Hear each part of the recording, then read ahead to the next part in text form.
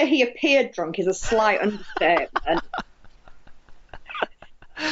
How he could stand up, I'm not too sure.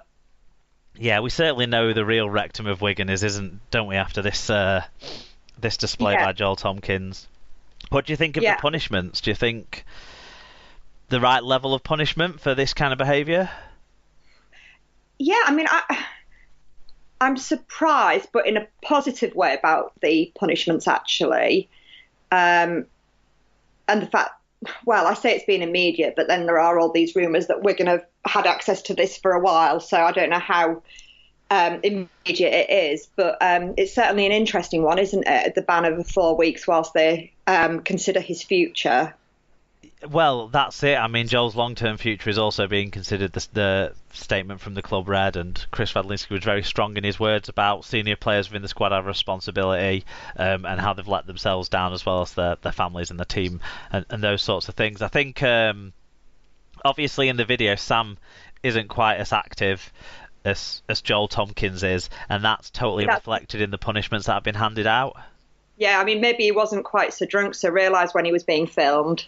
I think he also realised when things had stepped over a line early on in the video. Yeah, He kind just of goes to get Joel from behind the credits bar. him. He tells Joel they should leave and Yeah, things like that. and he's not abusive at all. No, not really in the same way. I think at the start the barmaid was having a bit of a discussion with him when the video first comes in, but it Right. didn't seem like he was abusive in what he was saying. Just maybe disagreeing in what he was saying. I don't want to be a huge hypocrite because I've been drunk at kicking out time and kind of been reluctant, shall we say, to leave. But I don't think I've quite delivered the kind of language that Joel Tompkins delivered to the young barmaid behind the bar. I Yes. am confused because I didn't know you could be 17 and work behind a bar. Um, I think well, it depends because if she was only collecting glasses, she can. right, okay, Depends whether she was actually serving, I think. yeah. I think it's just. I think it's awful anyway. These were obviously, people doing their job and didn't deserve this kind of reaction from Joel Tompkins. The language he delivered And to then them. I think it was a member of the public also tried to step in, didn't he? Yeah, Uh, some guy quite- who started off being 55 years old and then suddenly was 65 years old. During the course of the conversation, who, yeah, he aged quickly. it was all unsavoury, and there was, clearly too much alcohol that than Joel Tompkins can handle was consumed by him on that night. And yeah, led to believe it was around 5 weeks ago that this happened. I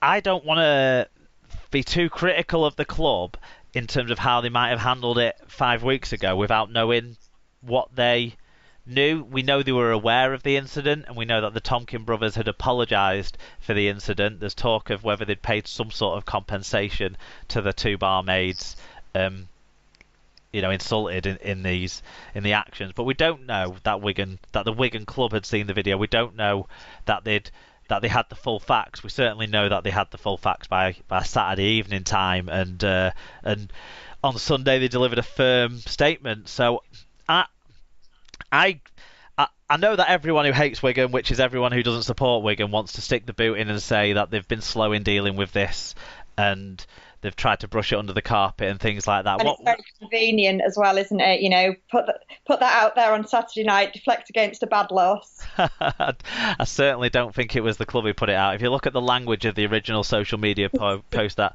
put it out there, it was language of a similar nature to the language that Joel Tomkins was using. So there's no winners from the way that was presented, or even some of the way things went on in the comments afterwards and stuff like that. There's not many people who win from this. But what I would say is the club had an opportunity a couple of years ago to brush something under the carpet because there wasn't footage like this of the John Bateman incident. Now they didn't come out with a full public blow by blow account of it like they haven't with this because they shouldn't be expected to, but they delivered a severe punishment to John Bateman on that occasion as well, and that was pretty swiftly put into the public domain what the punishment would be and those sorts of things. So I think accusing Wigan of trying to brush something under the carpet without knowing the full facts, I'd be reluctant to do that, but I understand why other people would. And do you know what? I don't know that I'm right in my assumption that probably the club had it played down to them by the people involved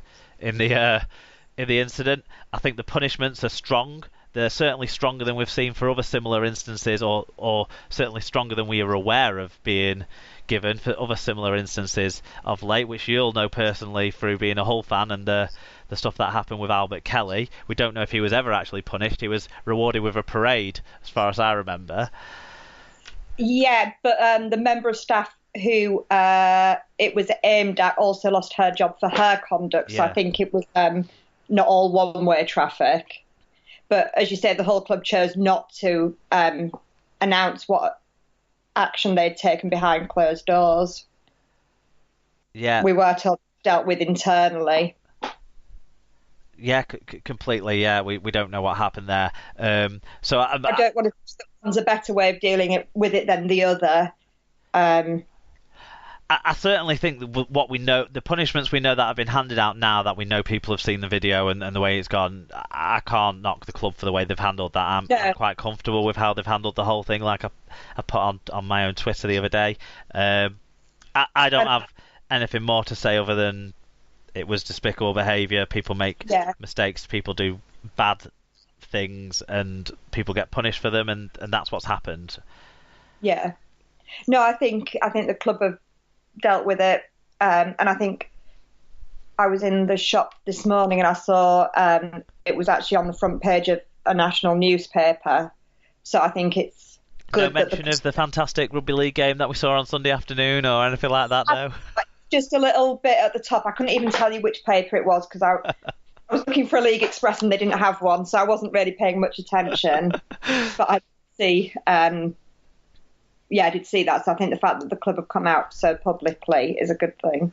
Okay, I'm happy to move on from one and a half, let's say, Wigan miscreants to a former Wigan miscreant, if you want to. Yeah. Because Gareth Hock has signed a new deal at Featherstone, a man subject to previous public statements from the Wigan Warriors club. This keeps him at the club until at least the end of 2019, so it's a new one-year deal for Gareth Hock, which will keep his career going, which I think his form of late for Featherstone has been good enough to earn that deal. Certainly the 2 games I've seen him play in, he's been one of their most impressive players in losing performances, so well done to him there. I think he's a bit of a thug. I wouldn't keep him on, but there you go. There's lots of thugs in rugby league. Yeah. Anyway. Oldham have extended the loan agreements with Wakefield for young pair Luke Hooley and Lee Kershaw. Hooley's week-to-week deal has been replaced with a season-long agreement, but Trinity are able to recall the utility back after the first month. Winger Kershaw is back on a 1-month loan contract, having scored 3 tries in 4 games in his previous loan deal. I don't know much about these kids, but good for Oldham to get some players on board. Final Wigan piece of news in the news roundup, but this relates more to the League One club, the West Wales Raiders, in fact. But it's Wigan have agreed a partnership with the West Wales Raiders that will see an enhanced pathway opportunity for young Welsh players. As part of the project, the Warriors will run a series of development camps, talent camps, coach education and schoolwork that ensures the work is sustainable and starts a legacy. The connection will support the young generation in Wales through greater exposure to the sport, playing opportunities and the chances for Welsh coaches to work with the Warriors to gain a better understanding of how the club's talent systems work and the part they can play to develop great players in Wales. Wigan will also work to make Coleg whatever. Tim should be here for this, shouldn't he? Being Welsh. Should, yeah. The local college of Aberdare, Nantgro, Rhondda and Ystrad, Minac. I don't know. Much stronger in the world of rugby league as well. So I got QLT and I got Coleg y Simodaid. Well done. Simiod. You should have planned that better. Yeah. And I should have learnt how to pronounce them having known that I could have worked out that I was reading them out. But the tie-up, I think West Wales Raiders need support. It's good that this support isn't just going to be a dual reg link-up.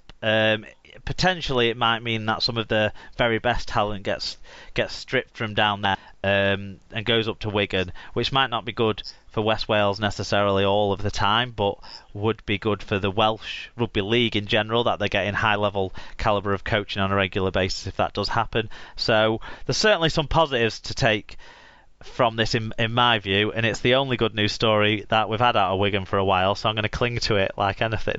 I thought it was going to be an instant success because West Wales were 10-0 up against Newcastle at the start of the match yesterday.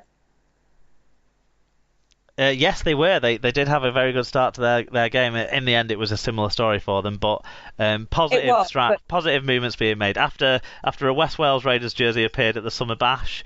They're definitely on the rise. Tell us about someone who is ducking out rather than on the rise. Yep, Billy Slater has announced that he'll retire from representing Australia and Queensland at the end of the 2018 State of Origin series. The 34-year-old has called time on a remarkable representative career that has seen him earn 30 caps for Australia and play 29 games for the Maroons to date. Yeah, I mean, he's had a fantastic rep career, so this one last series for him is a chance to go out. And kind of he's the last remaining of the real stars of this period of origin for Queensland, really, when you think about Thurston and Cronk. And even before that, Lockyer to an extent at the early part of Slater's career, Lockyer was still around. He's the last one standing of that group, and so he gets to go out kind of with his own series behind him potentially. So that's exciting for him. The Bosnia, what have I done? I've done it again. I've got another one. Get ready for this one, kids. The Bosnia and Herzegovina Rugby League Association have been accepted into the Rugby League European Federation. Rugby League was first played in the country in 2012 when a group of enthusiasts at the University of Banja Luka, led by student Sreten Zek, who started the inaugural club, the White Rabbits. So more teams were formed in Stenari, Novigrad, Dvar and Vitesse. The national side was established in 2014. So good news there on the growth of Rugby League. And there's another story about the growth of Rugby League as well on the eastern side of Europe. Yep, Ireland will play a one-off test match against Hungary in Budapest on June the 30th. The Hungarian Rugby League Federation has announced they will play a one-off test match against the Wolfhounds at NKE Sport Palia on June the 30th. There you go, you got a bit as well. You were much better at that than I was. I butchered everything and you flew through. I practiced the Bosnia one as well. And finally, State of Mind's annual round of Super League fixtures will take place midway through June. This year's theme is Offload, which links to the men's mental fitness and wellbeing project being run by Rugby League Cares in partnership with State of Mind and the club foundations at Super League clubs. Offload helps challenge how the sporting world tackles issues like depression and anxiety and consists of a 10-week season to help men build their own mental fitness whilst having fun in a relaxed atmosphere and develop coping strategies to challenge difficult situations and learn how to recognise when people close to them may need their support. The State of Mind fixtures will take place in round 18 over the weekend of the 14th to the 17th of June, so that will be when Wigan play Hull FC at the KCOM. Yes. Offload Programme Manager at Rugby League Cares, Emma Goldsmith, said, "Many men across the sport are now starting to talk to their mates and offload their issues when times get tough. State of Mind and the Offload Programme are here to help men do that and give them practical support in a fun, friendly environment when they need a mate in their corner." There will be a number of State of Mind activities at the Round 18 fixtures, and the Man Van will also be present. The Man Van is an interactive exhibition that tackles men's health issues. People who were at Magic Weekend or the Summer Bash, on the Saturday certainly at Summer Bash, might have seen the Man Van already. And I have a feeling I had a brief conversation with Emma Goldsmith at the Man Van at the Summer Bash, but I was 2 or 3 beers in. But I've been in touch with the Offload guys, and potentially we might have something from them for the show ahead of the State of Mind round. But I think the way that we attack these issues in our sport is real. You know, we're a real leader in it, and it's a positive way forward.